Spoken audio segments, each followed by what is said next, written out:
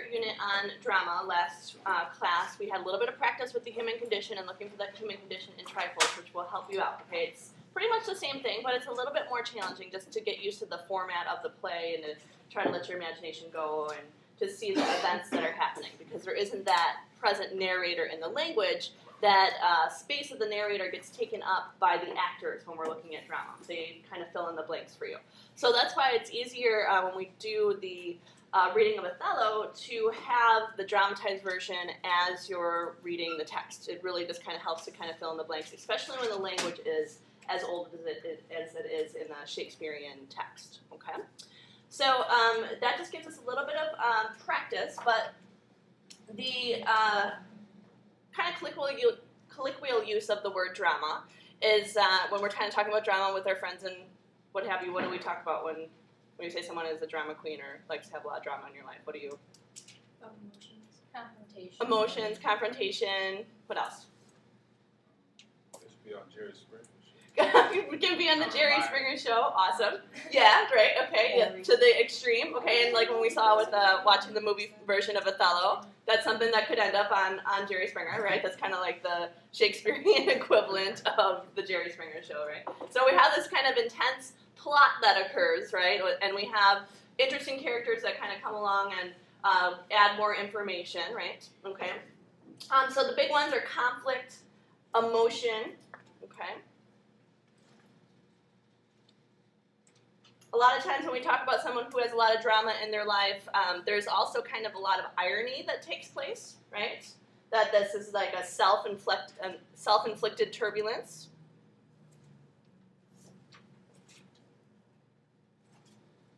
Okay, remember when we took the quiz, we said that was basically what a tragic flaw is, right? Tragic flaw is a characteristic. It's not a series of events. It's a characteristic within the main character or the protagonist that sets all of the events into motion. Okay. So that crossover can really help us to understand drama a bit more. Okay, so this, just for the technical definition, a play is a work of storytelling written with the intent of actors representing characters. Okay. Technical definition is a play is a work of storytelling written with the intent of actors representing characters. Okay, so we might know what a play is. Okay, but sometimes when we look at the technical definition of a play, that kind of helps us to get to those deeper levels of critical analysis and the observations of the human condition that we need to get to. Okay, so the setting is going to be captured on a stage, okay, which often limits the possibilities. Okay, that's of course when we're looking at live drama. When we look at drama that is in a film format, of course, then there's a lot more. So if a writer is writing directly for the stage, they're going to have that in mind. Okay, if they want to have a mountain, the actors are going to have to look at a painted picture of a mountain. Or sometimes it won't even be on set. They might look over the audience and be like, look at that mountain over there. They'll have to build it into the dialogue. Whereas in film, the director has the camera that can show exactly where those characters are. So that's the difference between drama for stage and drama for film, is that the director has a lot more leeway with film. Okay, the other big difference is that the entire work is composed entirely of dialogue. Occasionally, you might have some stage directions where the playwright says, gives really specific information that says these people and these people and these people all need to be here. Okay, so occasionally you'll have stage directions which are written with italics. Shakespeare generally has no stage directions.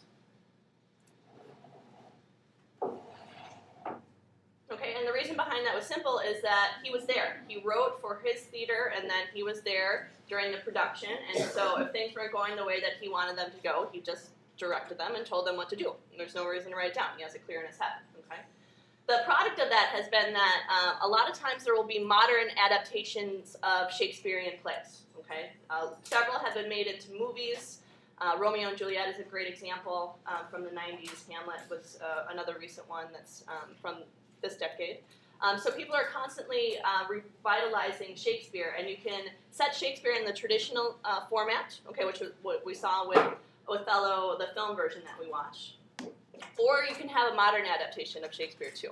So it's very interesting. Sometimes the modern adaptations are interesting because they're set in modern society, but the words and the actions are all completely Shakespeare. So basically that means that the characters are going to be primary, right? Okay, and that the plot is going to be secondary, because the playwright has to create the drama through the characters first. Everything has to come through the characters.